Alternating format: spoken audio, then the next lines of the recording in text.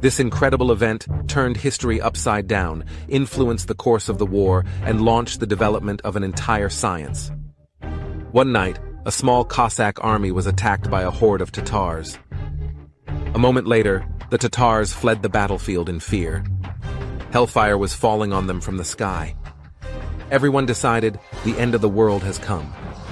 In fact, in that battle, the Cossacks used a new secret weapon for the first time in history. 4 centuries have passed, and thanks to it, a man flew into space for the first time. How did a rocket turn from an ordinary gunpowder tube into a means of conquering the universe? Who were the people who made spaceflight possible, and what did they sacrifice for it?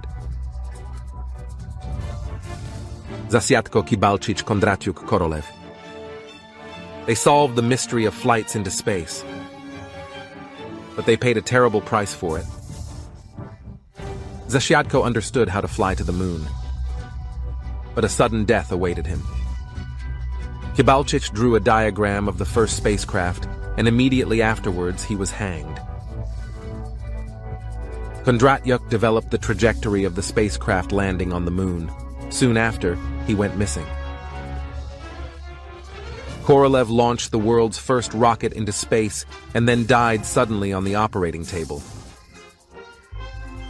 All of them passed away in the prime of their lives. We will find out why their fates turned out so tragically.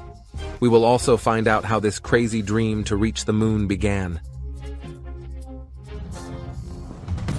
Their secret knowledge caused fear because they knew something that others did not. Everyone passed on their discoveries to their successors. And so it went on for almost 5 centuries. And all because in the 16th century there were people who proclaimed that they could reach the moon.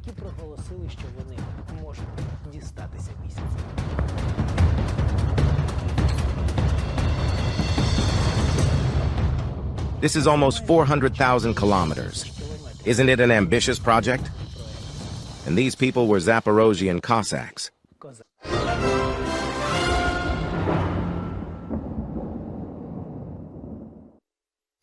Year 1515. The Cossack army led by Hetman Bohdan Ruzhinsky was suddenly surrounded by the Tatars. The attackers are confident of victory because the Cossacks are twice as few. But suddenly the Tatars throw down their weapons and run away because hellish flames are flying at them from the sky. The Tatars decided that the devil himself was on the side of the Cossacks. They tried to read special orders from the evil one. It did not help. The Cossacks' magic weapon decided the fate of the entire war, and the Tatars retreated. What kind of weapon was it? The recipe for its manufacture has long remained a mystery. The Cossacks themselves called these deadly shells flyers. It was these Cossack flyers that the Tatars and Turks were afraid of like the devil. They were sure that the flyers had a magical origin. Here you have something so terrible falling in the sky. Besides, one of them is producing something in the sky. Accordingly, a person is afraid. They explained that there were a lot of fortune tellers there who were performing magic, stopping cannonballs in midair, like the Baron Munchausen effect. In reality, these devices worked more like a psychological weapon. Their main task was to frighten. But where did the Cossacks get such a weapon, and how did it work? To understand this, we recreated the look of ancient Cossack rockets. 5 or 6 bags of gunpowder were placed in a special sleeve. Then the sleeve was fitted to a special installation that resembled a large stationary bow and set on fire. This missile could cover a huge distance of more than 200 meters at the time. During the flight, it exploded as many times as there were bags of gunpowder in it. And the effect of these explosions was impressive. It was the Cossacks who called them flyers or flying fire. Nothing like that was used in battle then. That is why the enemies were really afraid of this Cossack fire. It remains a mystery who was the first Cossack to invent the idea of frightening enemies with this fire. One thing is for sure, these weapons came to the Cossacks from the east. The Chinese were the first to use such devices in the 3rd millennium BC. Then the Arabs began to use them, and from the Arabs, this psychological weapon came to the Cossacks. I don't think that any scheme was brought to Zaporizhia and shown, but someone saw something. There were Cossacks in Iran. We already know this for sure. As mercenaries and in the embassy, they saw such devices, because in the East they were very common. Then they brought them here and used them. It was the flyers that served the Cossacks to scare away enemies for a long time. Gradually, legends began to be made about them. Here is one of them. It is worth wanting, and a real Cossack can reach the moon on such a rocket. The Cossacks invented this story to further intimidate their enemies. And gradually their jokes got into fairy tales. People began to tell how one Cossack flew to the moon, another one flew on a devil all the way to St. Petersburg. Fairy tales have such moments. Was there a real plan? I think it's unlikely, because they had enough of their own worries on Earth. It was a simple time. People were believers. And in general, it was quite easy to make the enemy believe that you possessed some kind of magic, some kind of secret alchemy. The Cossacks were no more. The Sich disappeared. For a long time, no one has used mythical flyers. But one day, a little boy from the Poltava region heard a fairy tale about a Cossack who reached the moon. He heard and believed in her forever. Since then, he has devoted his entire life to unraveling that Cossack mystery. His name is Alexander Zasyadko. A descendant of the Cossacks will improve the Cossack flyers. He will restore lost knowledge. But in his old age, he will be considered insane and laughed at. What fantastic idea of Zasyadko's will change his life forever. First make him famous, then make him abandon everything for the sake of crazy experiments. In the year 1813, captain of the Russian army asked case and was loaded with gunpowder. It had a record-breaking range of almost 3 kilometers at the time. This is a real copy of Zasyadko's rocket. The Russian Empire had never seen such a weapon before. It was Zasyadko's missiles that helped Russia win the Turkish War in 1828. With 2 volleys, several such rockets expelled the Turks from the Braille fortress. Later, Zasyadko's missiles were used to take Varna. This was the end of the Russian-Turkish War. In addition to the rocket, Zasyadko also invented a device that could be used to launch a volley of 6 rockets at once. He also designed a device for guiding them. Many years would pass, and Zasyadko's improved missiles would appear in World War II. These will be the legendary Katyushas. The prospects of these missiles were realized back in the 19th century. Thus, after successful tests, Zasyadko's missiles were adopted by the Russian army. And the inventor himself was promoted to the rank of lieutenant general. But after a successful test of his missiles, Zasyadko suddenly resigned. What's the matter? No one understands what he is up to. But Zasyadko already knew that he would create another super-powerful rocket, and it would fly to the moon. Zasyadko's main idea was not to kill people at the expense of these devices. There was some higher goal that pulled him into space, up there. There is no need to prove this. It has been known for a long time. Accordingly, if he believed that he could somehow reach the universe with the help of powder rockets, then what was he wrong about this? What does it mean to be wrong? He pulled out everything that could be pulled out of the gunpowder's capabilities. But what was Zasyadko's mistake? He planned to launch his rocket to the moon from a huge cannon. But after the calculations, failure awaited him.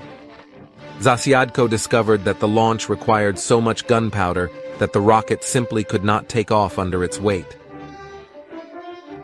Then he began to look for a substitute for gunpowder and found such a fuel. It was oil. But he didn't have time to build a cannon to fire a rocket to the moon.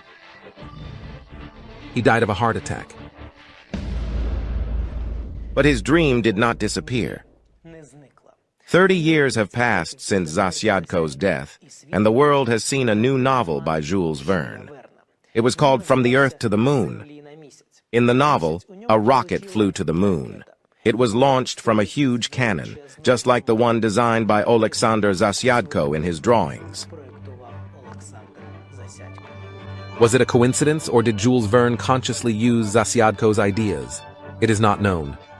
Immediately after the book's publication, scientists declared this method of reaching the moon utopian. But the adventures of 3 cosmonauts, who did reach the moon with the help of a cannon, excited many future inventors. What is the moon next to us? By cosmic standards, it is 384 kilometers, thousands of kilometers, and this is nothing. 3 days of flying to get there, 3 days back, and 2 days on the moon. It's nothing.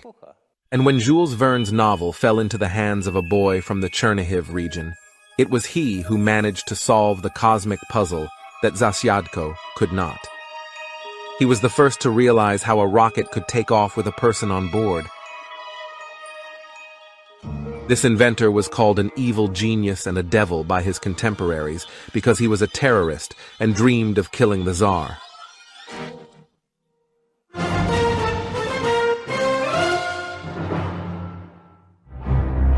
There were 3 people working in a cramped dungeon under Nevsky Prospect. 2 men served powders and liquids. A pale young man nicknamed Cylinder mixed them.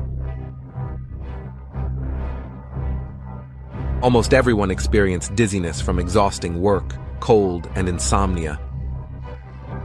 But only the Cylinder had no right to lose his vigilance, because he knew that if he made the slightest mistake, they would all be torn to pieces by a terrible explosion.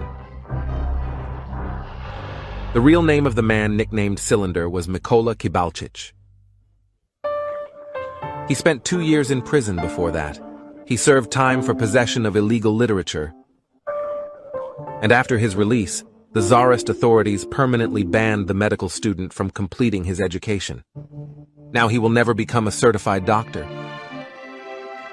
Mykola was desperate, and it was at that moment that he received his first order. He was supposed to make a bomb. Friends from the Narodna Volya party knew that Kibalchich had been fond of science fiction since childhood, dreaming of building some strange rocket. He even said that someday a person will be able to reach the moon on such a rocket. But the terrorists, the Narodovoltsi, needed Kibalchich to implement a less utopian project. It's just that he was an excellent chemist. He independently studied the properties of explosives, experimented with nitroglycerin. He did everything so that one day his cosmic dream would become a reality. The Narodovoltsi simply used Kibalchich. The man who dreamed of space was convinced that his dream would come true. But not under the Tsarist regime. Thus, Mykola Kibalchich became a revolutionary and the main specialist in the manufacture of a bomb that was supposed to kill Tsar Alexander II. In his infernal laboratory, Kibalchich produced 7 bombs. The terrorists used the first 6 unsuccessfully. 6 times they tried to kill Alexander II, and after another assassination attempt, several dozen passers-by accidentally died from Kibalchich's bomb. The inventor read about it in the newspaper and burst into tears. The work of his hands killed so many innocent people, despite the fact that he did not want to kill anyone. It turns out that he became a criminal against his will. At that moment, Mykola Kibalchich decided to commit suicide. He approached the barrel of gunpowder holding a candle. In a moment, a terrible, deadly explosion was to take place. But at this time, his assistant entered the laboratory. He stopped Kibalchich. The Narodovoltsi urgently needed a new bomb. And this 7th deadly creation of his hands seemed to put an end to Kibalchich's dreams of flying into space. On the 1st of March, 1881, The explosion of the seventh bomb killed Tsar Alexander II. All those who participated in the preparation of the attempt were put behind bars, and among them was a man whom the newspapers of that time called the Devil. The man whose creation killed the Tsar was Mykola Kibalchich. There was a long process. All participants in the murder were sentenced to public execution. And then Mykola realized it was over. Now he will never be able to realize his idea. He will not build a rocket by which man can reach the moon. He had only 2 weeks before his execution to convey his idea to his contemporaries, and he managed. In 10 days, Kibalchich hands his lawyer the project of the air-floating device. It's only 5 pages and 2 pictures. But they will revolutionize science. Kibalchich waits for a response, but several days pass, and no resolution. Then he writes a request to the Minister of the Interior. He asks for a scientist to come to him so that he can explain the essence of his work to someone. But no one comes. Later, it would turn out that this work was simply added to Kibalchich's case without ever being shown to scholars. And the convict himself seems to understand this. The night before his execution, he wakes up, takes a piece of a button, and frantically draws a diagram on the wall. It was a diagram of the world's first steerable jet-powered spacecraft. Kibalchich's spacecraft looked like a platform with a hole in the center. A cylindrical explosive chamber was installed above this hole. Combustion in it took place thanks to 2 candles made of pressed gunpowder. During the flight, the astronaut was supposed to stay on the platform and monitor the operation of the combustion chamber. It was the combustion chamber that ensured the flight of the ship. According to Kibalchich's plan, the rocket was supposed to take off vertically, and then, once it was fixed at a certain altitude, move like a regular naval ship. In the last days before his execution, Kibalchich was only concerned about the fate of his brainchild. I believe in the feasibility of my idea, and this faith sustains me in my terrible situation. If my ideas are recognized as feasible after careful discussion by scientific experts, I will be happy and will meet death in peace. But the convict's last wish, to tell scientists about the rocket, was not fulfilled. The inventor was hanged, and his drawings were made public only in 1918. They had been in his personal file for over 40 years. The case of the convicted Mykola Kibalchich was continued by an unknown guy from Poltava. In an ordinary school notebook, he made his own accurate calculations. However, he was called a swindler in his homeland. No one believed in his ideas, but the Americans did. And it was thanks to the drawings of a self-taught Soviet scientist that a man first set foot on the moon. Keep watching. Who developed the idea of Kibalchich? What cosmic prophecies of Jules Verne amazed the world in the 20th century? And why did Sergei Korolev fail to launch a rocket to Mars? And we will also try to design and launch our own rocket into the sky, an exact copy of the ship Vostok, on which Yuri Gagarin flew around the Earth. 2 centuries ago, Captain Oleksandr Zasyadko invented a way to send a rocket to the moon with a cannon shot. In 1865, a similar idea appears in Jules Verne's novel, From the Earth to the Moon. Another century passes, and Jules Verne's novel is recognized as prophetic. It was this novel that inspired the inventor Mykola Kibalchich to create the first ever space rocket with a jet engine. And after Kibalchich's death, his idea was developed by a student from Poltava, Yuri Kondratyuk.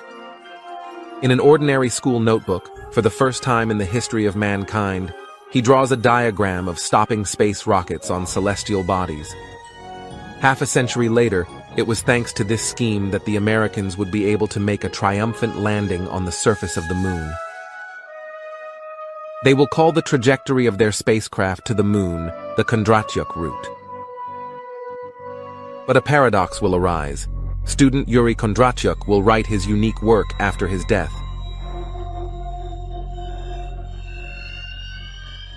Archival documents show that Yuri Kondratyuk died of pulmonary tuberculosis at the age of 17.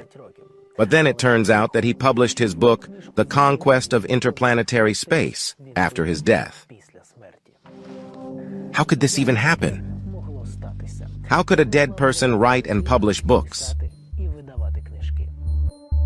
He slept only 2 hours a night.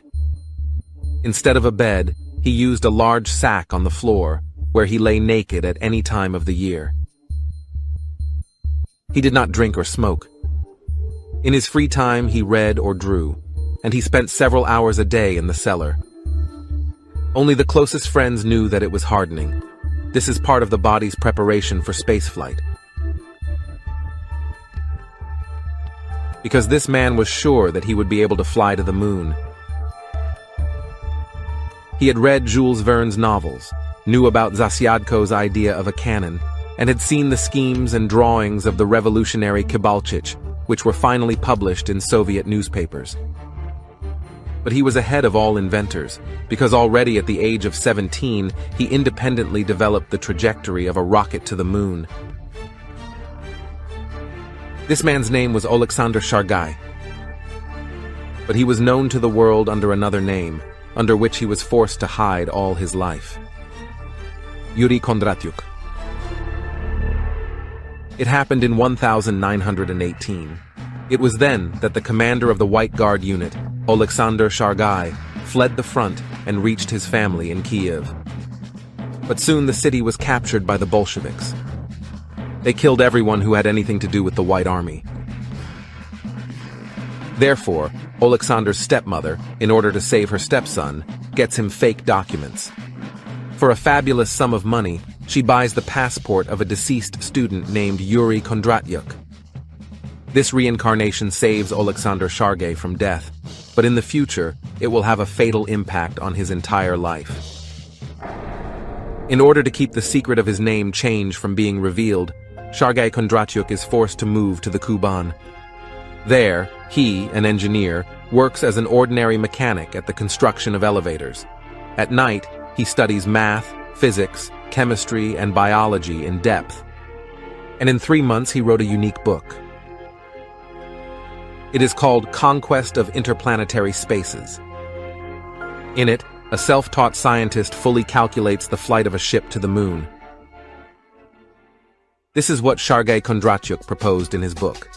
A spaceship takes off from the Earth. It makes circles first around its orbit. Gradually, the radius of these circles increases. Approaching the moon, the ship switches to movement along its orbit. Shargai calls this movement pattern for the spacecraft a snail's path. Later, the Americans would call it the Kondratyuk Star Route. In orbit, a small ship separates from a large one and lands on the moon. Shargai finishes the manuscript and sends it to Moscow.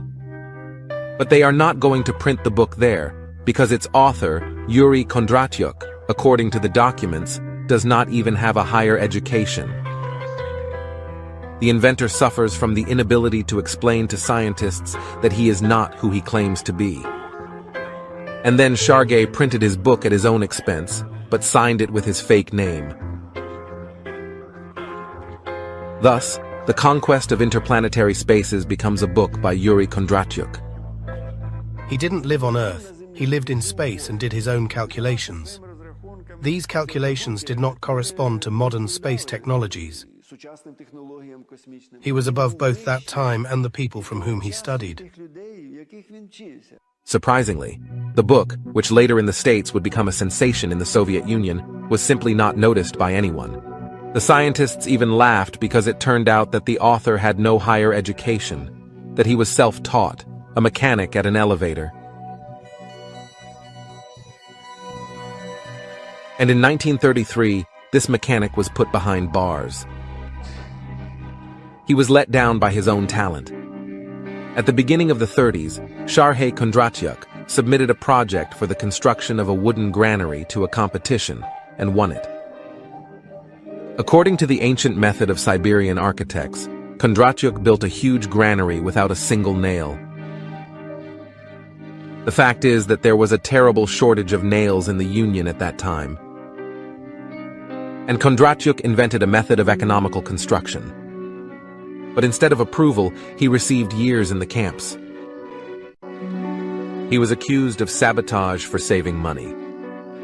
They say that without nails, the granary will soon collapse and destroy the state grain.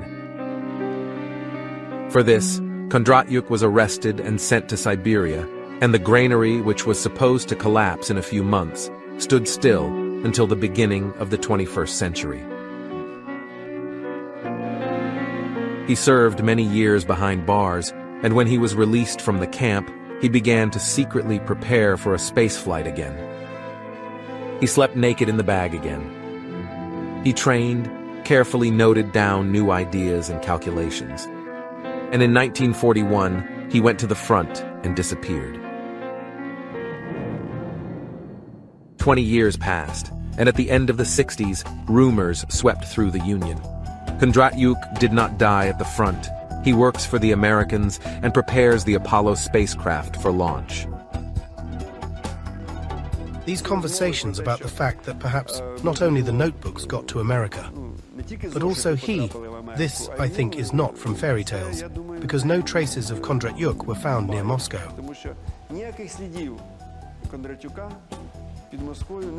That is, Kondratyuk simply went to check the connection and suddenly disappeared. Such a hypothesis seems fantastic, but it was in the 60s that American scientists suddenly found a small book in the Library of Congress, The Conquest of Interplanetary Spaces. From where this book, published in a small edition in the Soviet Union, got to Washington, no one knew. And it was this book that made the space revolution and helped the Americans to carry out the first landing of a man on the moon. In the Soviet Union, official Moscow, that is the official Soviet Union, believed that Kondratyuk worked there. Today, this topic has somehow faded away. And there are different opinions. And then in principle, everyone believed that it was all Kondratyuk. Chief designer. It was Kondratyuk's ideas that the Americans used to fly to the moon, and thanks to him, they won the second round of the space race. But the order to overtake the Soviet Union in space was given by President Kennedy only after an event that shocked the world. In 1961, a man flew into space for the first time, and this breakthrough happened in the Soviet Union, not in America.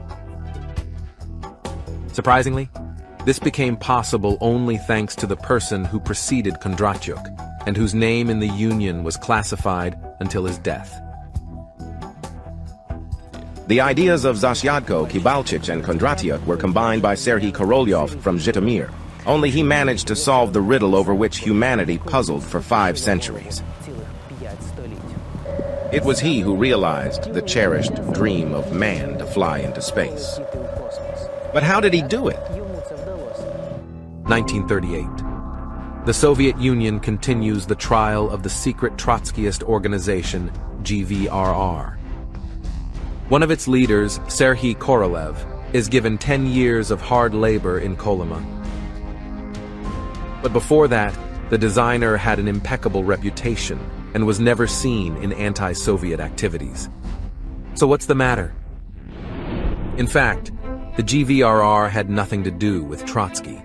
This abbreviation stands for Jet Propulsion Study Group. Its participants were engaged in a harmless business, dreaming of flying into space. The leader of the group, Serhiy Korolev, studied the works of Zasyadko, Kibalchich, Kondratyuk, and Tsiolkovsky. And he also enthusiastically read Jules Verne's novels. Among these novels, he was particularly concerned with one, From the Earth to the Moon. Of course, there were a lot of technical errors in the piece, but there were things that Korolev remembered, and which later supporters of the writer would call prophetic. After all, in Jules Verne's novel, the rocket was tested on animals before flying to the moon.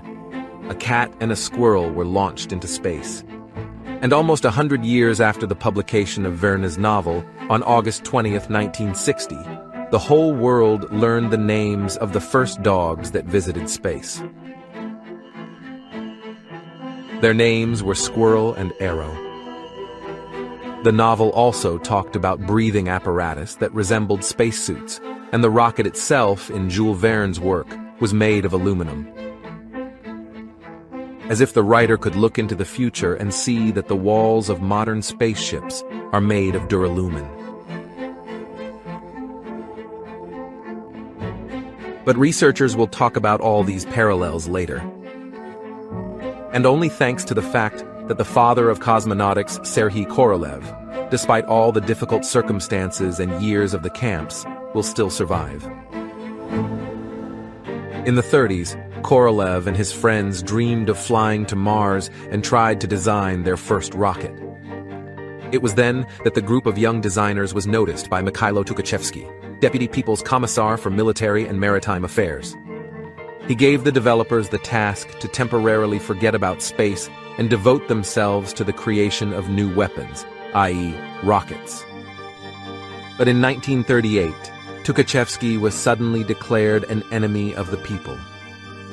According to a fabricated denunciation, he is called the head of a secret Trotskyist organization, and soon he is shot.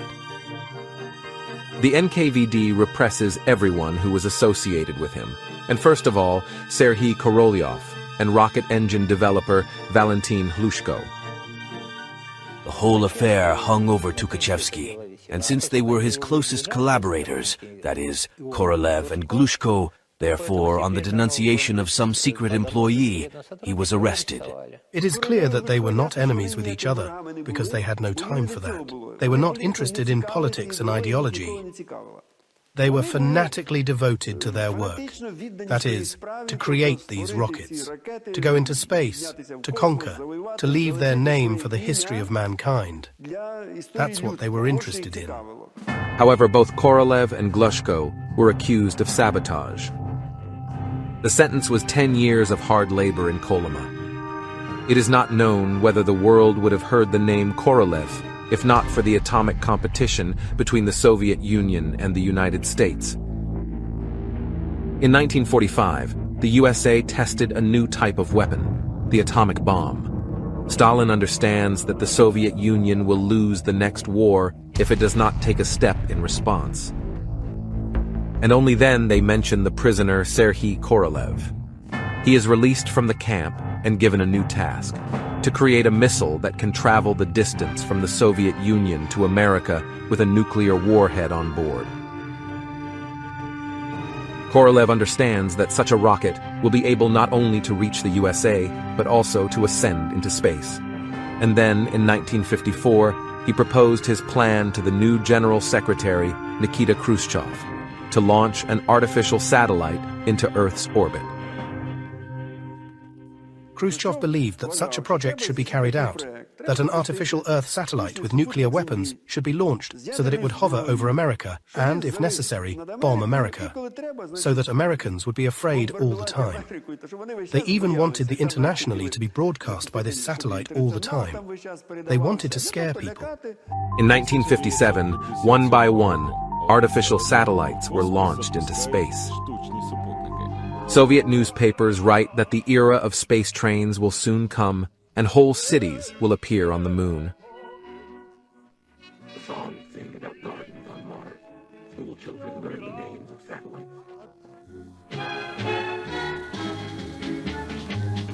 I remember when in 1957 the satellite of the Earth was launched for the first time.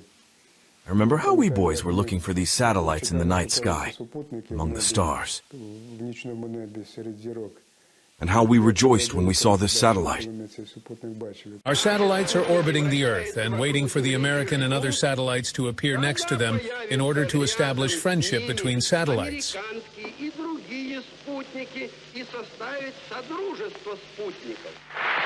But for some reason, no one knows the name of the man who made spacewalking a reality. In the Soviet Union, the identity of the chief designer is still classified. And on April 12, 1961, the dream of all space explorers became a reality. On that day, the TASS news agency reported a stunning piece of news. Soviet cosmonaut Yuri Gagarin made a flight into space. He flew around the Earth on the Vostok rocket.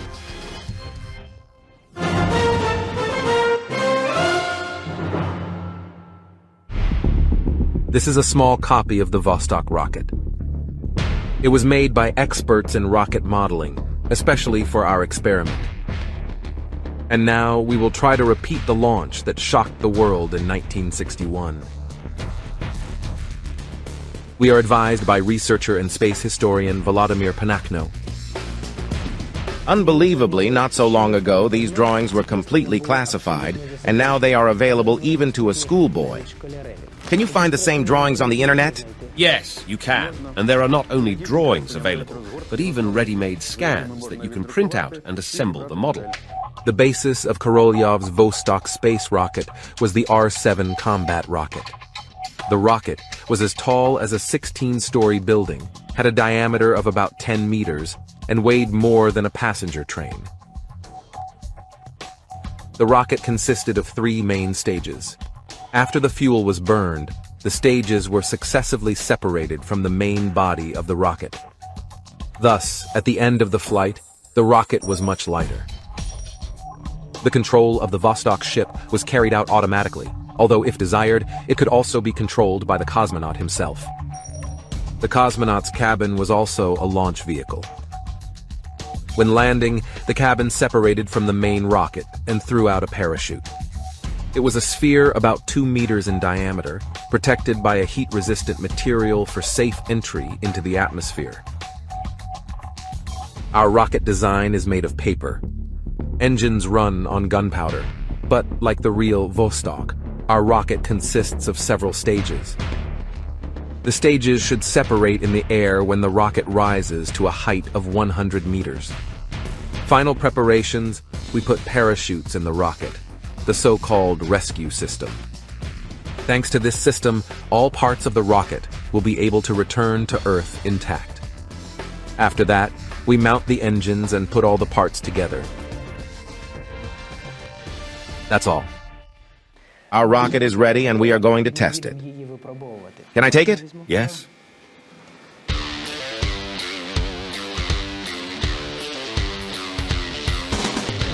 Here is our spaceport. An ordinary field outside the city, away from people and power lines. Here we are setting up the launch pad. In order for the rocket to fly vertically, we attach it to a metal rod. Next, we connect the engine ignition system.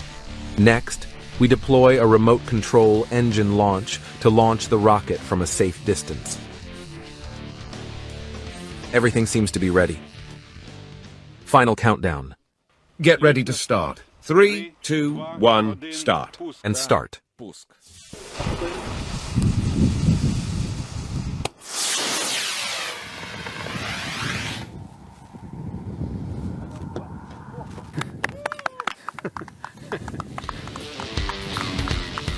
What a beauty. Here it is.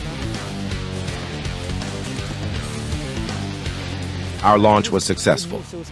Everything is like a real rocket. At altitude, the parts detach, and the astronaut returns to Earth by parachute.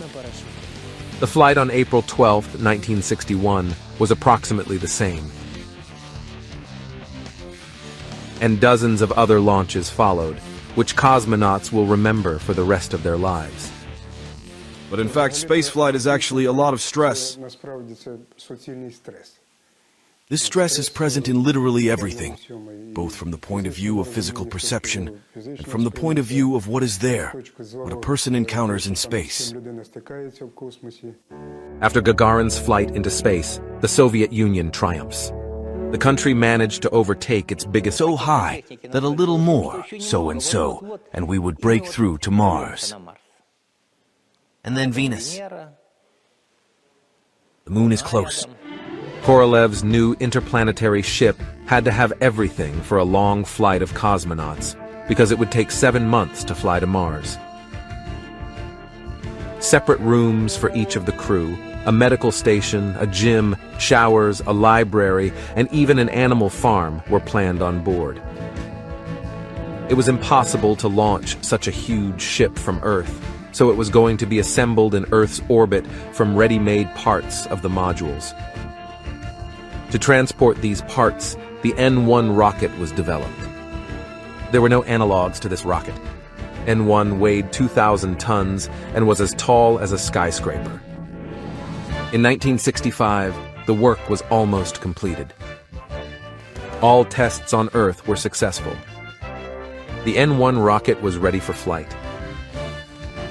But the unexpected happens, and Nikita Khrushchev orders Korolev to urgently redo N1. He learned that the Americans were preparing to be the first to land on the moon.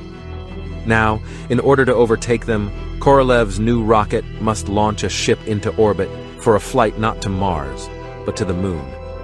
Sergei Korolev carries out Khrushchev's order, but he is not going to abandon his idea.